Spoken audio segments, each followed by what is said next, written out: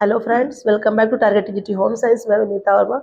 और चलिए हम लोग अपनी क्लास का आज डिस्कशन करते हैं। देखिए हम लोग क्या पढ़ रहे थे, तो हम लोगों ने यहाँ तक डिस्कशन कर लिया था मुगल साम्राज्य। ठीक है, मुगल साम्राज्य हमने डिस्कशन कर लिया था। इसी में हम आगे क्या पढ़ेंगे, हुमायूं का पढ़ लिया था। अब हम पढ़ेंगे आज के सेशन में अकबर के बारे में जानेंगे। ठीक है, तो अकबर का शासनकाल 1526 से 1605। ठीक है, और बहुत ही ज़्यादा मतलब शॉर्ट फॉर्म में पढ़ेंगे, जल्दी जल्दी, लास्ट टाइम रिवीजन की तरह। तो यानी कि इसमें क्या होगा, सारी चीज़ें कवर भी हो जाएंगी आप लोगों की, और ये जो है आपको बिल्कुल लास्ट टाइम में रिवीजन करने के लिए भी हो जाएगा। ठीक है, तो सारी क्लास आप लोग देख लीजिएगा। प्लेलिस्ट इसकी हम बना देंगे, डेली डेली क्लास इसमें ऐड होती रहेगी।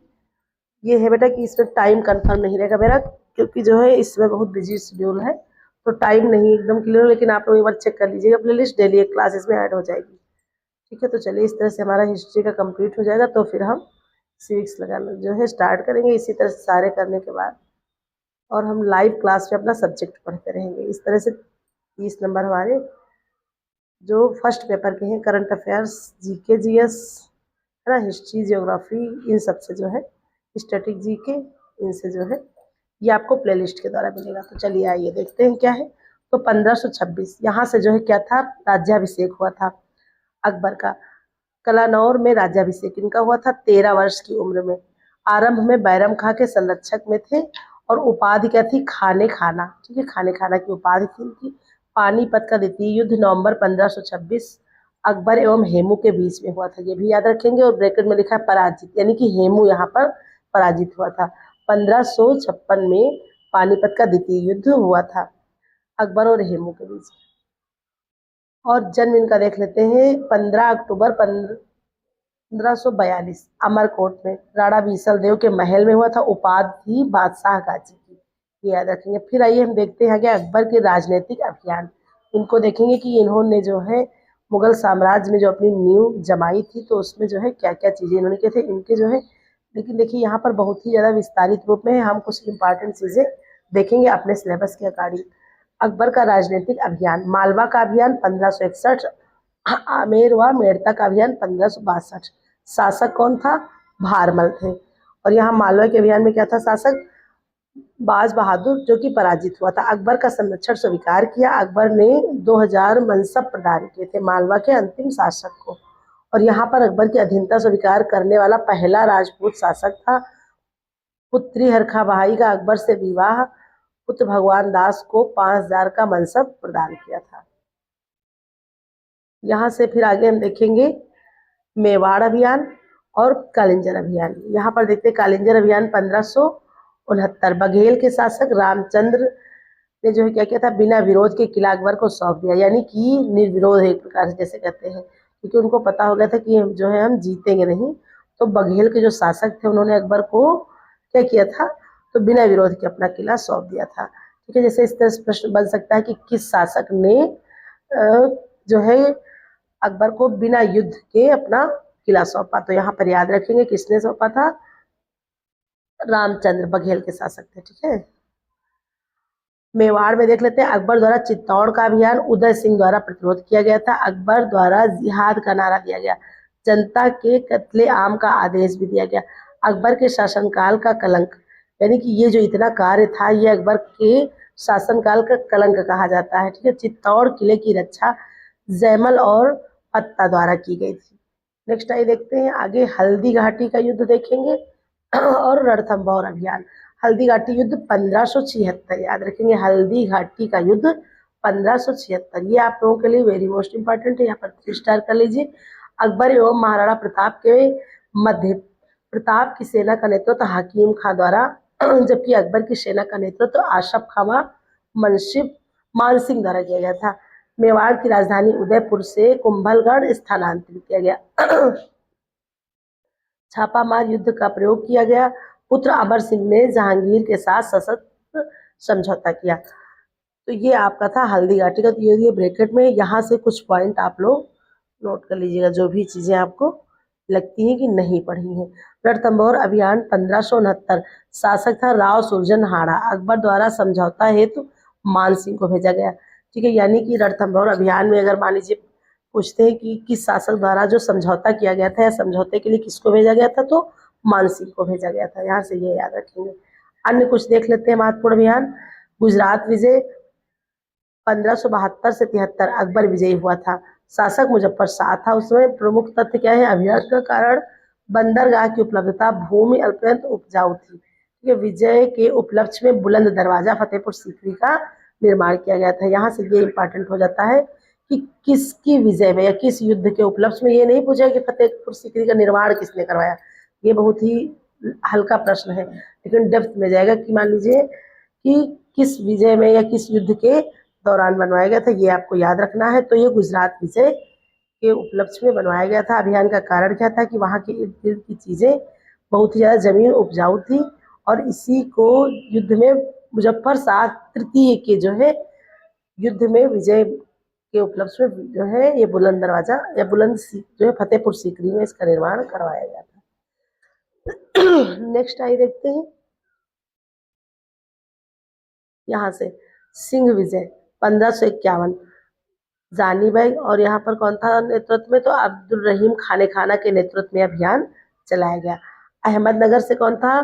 चांद बीबी अबुल फजल व मुराद द्वारा ये नेतृत्व किया गया था। बीजापुर, यहाँ पे कौन था? तो आदिल शाह अकबर की अधीनता इसने स्वीकार की। दक्षिण भारत विजय के बाद सम्राट की उपाधि दी। अकबर को सम्राट की उपाधि कब मिली? तो दक्षिण भारत की विजय कहाँ का युद्ध? बीजापुर। आदिल शाह उस समय शासक था, उसी से युद्ध में विजय के कारण इसको अकबर को सम्राट की उपाधि प्राप्त हुई। नेक्स्ट आइए देख लेते हैं कुछ चीजें। नेक्स्ट है अकबर की नीतियां। प्रशासनिक व्यवस्था दशमलव पद्धति व आधारित मनसबदारी व्यवस्था थी। रैंक 7000 अधिकतम मान सिंह और मिर्जा अजीज कोका को दिया गया। अकबर के नौरत्न, वैसे तो ये सब लोगों ने लगभग पढ़ ही लिया होगा, लेकिन तब भी एक बार हम रिवीजन के तौर पर देख लेते हैं। अबुल फजल फैजी विद्वान राजनेता थे। बीरबल प्रशासक थे। अब्दुल रहीम खान खाना तानसेन संगीतज्ञ थे। ठोडरमल वित्तीय मंत्री। मान सिंह सेनापति। हकीम हुकाम।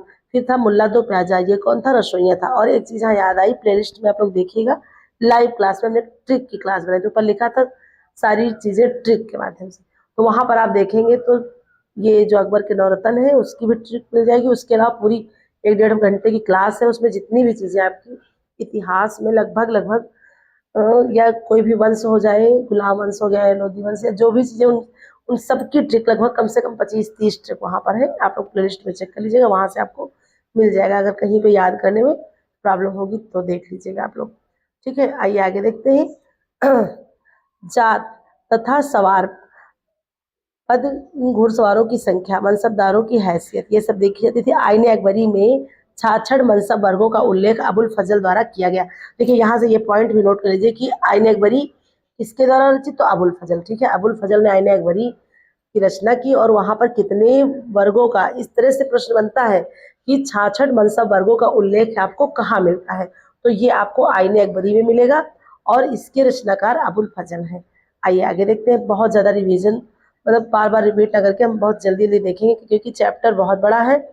पार्ट 1 पार्ट 2 करना पड़ेगा इसका। ठीक है, धार्मिक नीति। धार्मिक नीति देते हैं अकबर ने क्या अपनाई, तो यहाँ से देखेंगे सुलह ए कुल सहिष्णुता की नीति पर आधारित थी। ठीक है, सुलह ए कुल किस नीति पर? तो सहिष्णुता की नीति पर आधारित थी। सामाजिक धार्मिक उदारता के कारण 1562 में दास प्रथा का अंत, 1563 में तीर्थ यात्रा कर की समाप्ति। देखिए ये चीजें याद रखिए।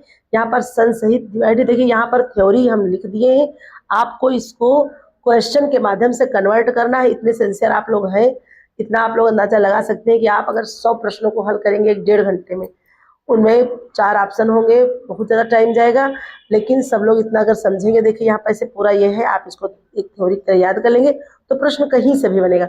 प्रश्न आप कितने भी करेंगे, लेकिन फिर भी देखिए आप लोग ये चीज़ गौर करिए, आप प्रीवियस ईयर क्वेश्चन कितने भी लगा लीजिए, लेकिन वहाँ से बिल्कुल सेम टू सेम एक आध प्रश्न भले मिल जाए। नहीं तो हमने तो पूरा एनालाइज किया 2004 से अब तक का, एक दावा है मेरा, आप लोग देख लीजिएगा, चाहे टीजीटी हो चाहे पीजीटी, श्योर बिल्कुल वैसा क्वेश्चन बहुत कम ही देखने को मिलता है। पीवाईक्यू से सिर्फ इतना होता है कि आपको एक क्राइटेरिया पता चल जाता है कि कहाँ पर मतलब क्वेश्चन कौन सा, कहाँ पर क्या टॉपिक इम्पॉर्टेंट है।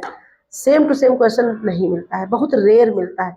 हाँ ये हो सकता है जैसे मान लीजिए झारखंड टीजीटी आप दे आए, बिहार टीजीटी दे आए, है ना, या फिर मान लीजिए आप राजस्थान का दे आए। अलग अलग राज्यों क्वेश्चन तो आपको मिल जाएंगे, वो भी बहुत कम ही मिलते हैं, सेम पैटर्न नहीं मिलता है। लेकिन सिर्फ यूपी की अगर बात करें तो वहां पर बिल्कुल सेम क्वेश्चन बहुत कम ही देखने को मिलता है। इसलिए सिर्फ पीवाईक्यू के सहारे आप लोग नहीं रहेंगे। आप अगर थ्योरी पढ़ेंगे तो सारा कॉन्सेप्ट क्लियर हो जाएगा, तो वहां से प्रश्न जैसे बनेंगे तो आप इजिली कर ले जाएंगे। ठीक है, तो देखिए यहाँ पर सारी चीजें सन के साथ सब लगा, और यहाँ पर ये भी घुमाएगा, जैसे यहाँ पर बता रहे हैं जजिया कर की समाप्ति 1564। तो हमने ये नहीं बताया कि जजिया कर की समाप्ति कब हुई, किसके शासनकाल में, तो अकबर, क्योंकि हम अकबर पढ़ ही रहे हैं, तो माइंड सेटअप आपको ये करना है कि यहाँ पर जितनी चीजें हैं वो अकबर के द्वारा की गई हैं। ठीक है, ये समझ में आना चाहिए, है ना, कि सुलह एक कुल सहिष्णुता नीति किस पर आधारित थी। ठीक है, दास प्रथा का अंत अकबर ने किया, तीर्थ यात्रा कर समाप्ति अकबर ने किया, जजिया कर समाप्ति अकबर ने किया। ये चीजें याद रखनी, बाकी सन भी याद रखना है। नेक्स्ट है इस्लाम के रहस्यवादी पक्ष से प्रभावित उसका झुकाव सूफी मत की ओर हो गया था। ठीक है, अकबर का झुकाव हो गया था सूफी मत की। झरोखा दर्शन की जो है शुरुआत, दीने इलाही 1582 की शुरुआत, इसका तात्पर्य एकेश्वरवाद से था। किससे था? एकेश्वरवाद से। यहाँ पर देखते हैं अबुल फजल तथा बदयूनी ने तौहीद इलाही कहा। नेक्स्ट आइए यहाँ से फिर देख लेते हैं ये चीजें, ये आपकी इसमें है। 1 मिनट, ये कहाँ से ओपन हो गया भाई? बहुत आगे बढ़ गया है, बस एक अभी सही किए दे रहे हैं।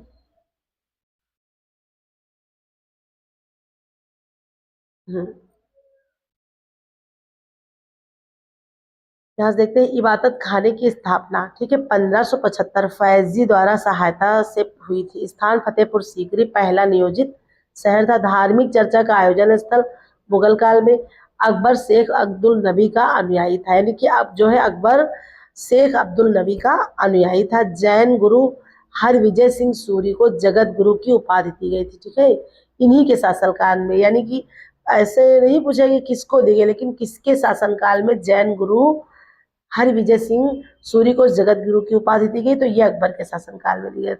जिन चंद्र सूरी को युग प्रधान की उपाधि तथा 200 बीघा जमीन का अनुदान, ईसाइयों पुर्तगालियों को जो है आगरा तथा लाहौर में चर्च बनाने की अनुमति भी अकबर ने दी।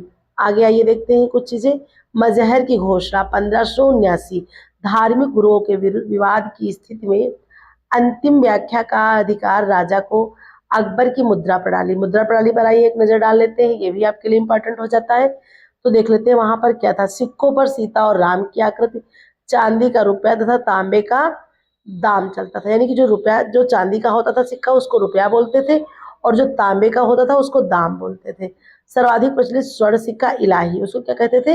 इलाही बोलते थे। भू राजस्व व्यवस्था पर भी एक नजर डाल लेते हैं, बहुत ही जल्दी जल्दी। भू राजस्व व्यवस्था में क्या है? आईने आईने दाशाला 1580 टोडरमल द्वारा। उद्देश्य शेर शाह की भू राजस्व व्यवस्था को वैज्ञानिक आधार प्रदान करना। ठीक है, यानी कि जो शेर शाह के समय की व्यवस्था थी उसी को इन्होंने वैज्ञानिक आधार प्रदान किया था। किसने? टोडरमल ने। टोडरमल उस समय के भू राजस्व के, जिसको अब आप हम लोग क्या कहते हैं? वित्त मंत्री। हमारे यहाँ जैसे अब क्या कहते हैं उसको? वित्त मंत्री। वही होता था क्या? भू राजस्व व्यवस्था ना, वो सारी चीजें देखता था। 10 वर्षों के उत्पादन का औसत मिलाकर 1/3 भू राजस्व का निर्धारण किया जाता था। किसानों के लिए तकाई ऋण, अग्रिम ऋण की व्यवस्था भी थी, यानी कि तकाई ऋण का मतलब क्या होता है? तकावी अग्रिम, यानी कि वो पहले से ही ऋण ले सकता था। ये चीजें थी। फिर 4 प्रकार की भूमि होती थी। पोजल प्रत्येक वर्ष बुआई, प्रति 1 से 2 वर्ष के अंतराल पर, चाचर 4 से 5 वर्ष के अंतराल पर, बंजर 5 से अधिक समय तक कृषि न होना। अब बाब भूमि के वास्तविक कर से अधिक लगाया जाने वाला कर। जैसे पोजल किससे संबंधित है? तो पोजल एक भूमि है, प्रत्येक वर्ष बुआई की जाती। इस तरह से 4 प्रकार की भूमि होती थी: पोजल, परती, चाचर, बंजर, अब आप। ठीक है, ये याद रखेंगे आप लोग। नेक्स्ट आइए देखते हैं थोड़ा सा अकबर के संदर्भ में अन्य महत्वपूर्ण तत्व। महाभारत का फारसी अनुवाद रमजानाजा बदायूनी और फैजी के द्वारा किया गया था, जिसको क्या कहा गया? महाभारत को रज्मनामा। महाभारत को फारसी में अनुवाद किया बदायूनी और फैजी ने, और वो क्या कहलाया? रज्मनामा कहलाया। अकबर कालीन चित्रकार दसवंत, बसावन, हरिवंश, जगन और महेश। अकबर द्वारा दी गई उपाधि जर्री कलम, मोहम्मद हुसैन। ठीक है, ये याद रखेंगे। तानसेन के बारे में ही जान लेते हैं। तानसेन वास्तविक रूप से राजा रामचंद्र के संरक्षण में तोमर राजा ग्वालियर के ध्रुपद के संस्थापक थे। घराना रीवा ग्वालियर घराना था। वास्तविक नाम रामतन पांडेय था। अकबर ने मियाँ की उपाधि प्रदान की थी इनको।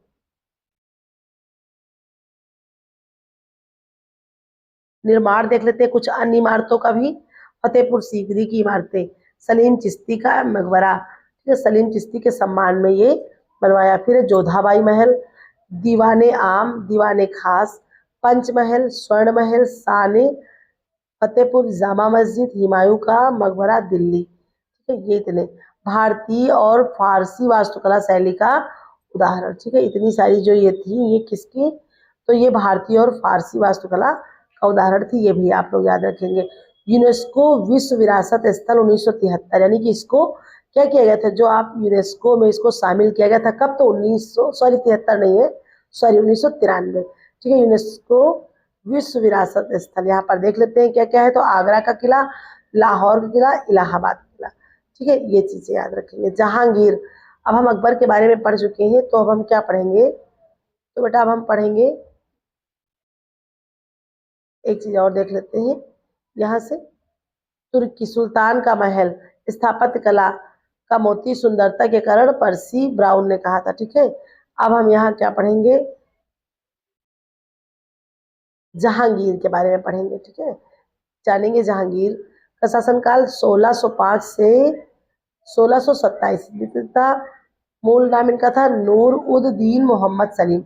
जहांगीर का जीवनीकार मुतामिद खान, पुस्तक क्या थी, इकबाल नामा ए जहांगीरी, ठीक है। फिर देखते हैं उपाधि, बादशाह गाजी, आगरा किले में न्याय की जंजीर, जंजीर अदल, न्याय प्रशासनिक के लिए प्रसिद्ध था। शाहजादा खुसरो का विद्रोह हुआ था। गुरु अर्जुन देव ने समर्थन प्रदान किया था। फांसी जहांगीर के द्वारा दी गई थी, ठीक है। जहांगीर की पत्नी नूरजहां, मूल नाम था मेहरुन्निसा।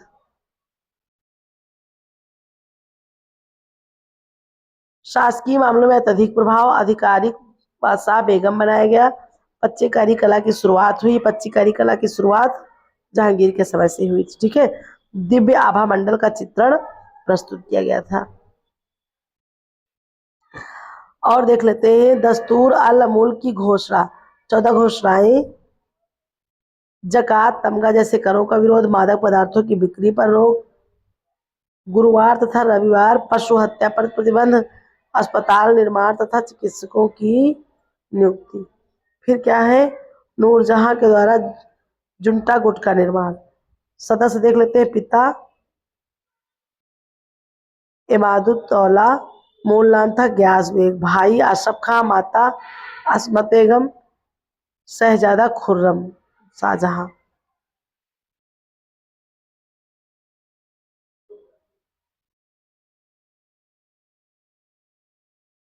अभियान कुछ देख लेते हैं, संबंधित तथ्य देख लेते हैं। यहाँ से मेवाड़ अभियान, अमर सिंह द्वारा आत्मसमर्पण, जहांगीर को शाह खुर्रम की उपाधि, कांगड़ा विजय सबसे कठिन अभियान, यानी कि ये क्या था, तो कांगड़ा विजय सबसे कठिन अभियान था। अकबर असफल रहा यहाँ पर। कंधार पराजय, भारत का प्रवेश द्वार तथा स्मारिक एवं व्यापारिक महत्व, फारस के शासक अब्बास ने जहांगीर के काल में 1622 में काबुल को छीन लिया।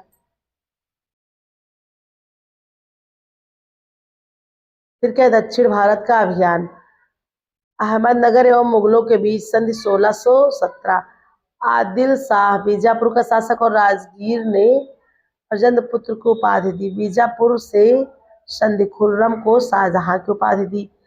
अहमदनगर में विद्रोह दबाने के लिए जहांगीर ने महावल खान को भेजा था। दक्षिण भारत में टोडरमल व्यवस्था लागू, मलिक अकबर जो है अंबर द्वारा, ठीक है, याद रखिए। यानी कि दक्षिण भारत में जो राज व्यवस्था थी वो किसने लागू की थी, तो टोडरमल ने।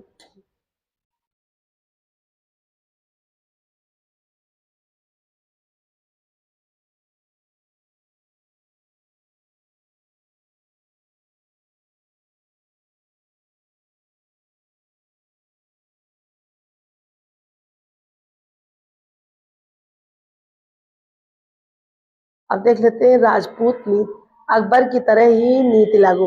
राजपूतों को प्रशासन में उच्च पद, धार्मिक नीति दीन इलाही समाप्त कर सुलह एक कुल की नीति जारी की। विदेशी यात्रा 400 का मनसब प्रदान किया था। ठीक है। Captain Hawkins 1608। जेम्स प्रथम जो है राजपूत। जहांगीर द्वारा जो है इंग्लिश खां की उपाधि। ठीक है। जहांगीर द्वारा कौन सी उपाधि मिली, तो इंग्लिश खां की उपाधि दी गई थी। जहांगीर से आगरा में मुलाकात एवं फारसी में बात की। Thomas Roe 1615। सूरत में व्यापार हेतु फरमान प्राप्त किया। फ्रांसिस्को पेलस ने 64 व्यापारी। पुस्तक कौन सी थी, रेमान सेस्ट्री। फिर देखते हैं कुछ अन्य। चित्रकला का स्वर्ण युग सर्वोत्कृष्ट चित्रकार उस्ताद मंसूर खां, पक्षी चित्र विशेषज्ञ। उपाधि नादिर उल अस्त्र अब्दुल हसन। व्यक्ति चित्र विशेषज्ञ, यानी कि जो उस्ताद मंसूर था ये पक्षी चित्र विशेषज्ञ थे, और अबुल फजल जो थे, अबुल हसन, ये जो है व्यक्ति के, यानी कि जो मानव आकृति होती थी उनकी चित्रों के विशेषज्ञ थे। उपाधि नादिर उल जमा। फिर आइए आगे देखते हैं शाहजहां। ठीक है। अब हम क्या पढ़ेंगे, तो शाहजहां को पढ़ेंगे। जन्म इनका लाहौर 1592। बचपन का नाम खुर्रम। संगमरमर का काल। ठीक है। इनके काल को क्या कहते हैं, तो संगमरमर का काल कहते हैं। द्वितीय स्वर्ण काल। स्थापत्य कला के कारण इसको क्या कहते हैं, तो द्वितीय स्वर्ण काल कहते हैं। 1632 में पुर्तगालियों को हराया।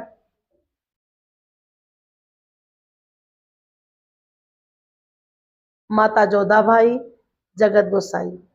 ठीक है। पत्नी अर्जुबद बानो बेगम मुमताज। ठीक है। महल स्मृत में ताजमहल बनवाया। उपाधि मल्लिका जमानी। वास्तुकार उस्ताद अहमद लाहौरी। ताजमहल के वास्तुकार कौन थे, तो उस्ताद अहमद लाहौरी थे।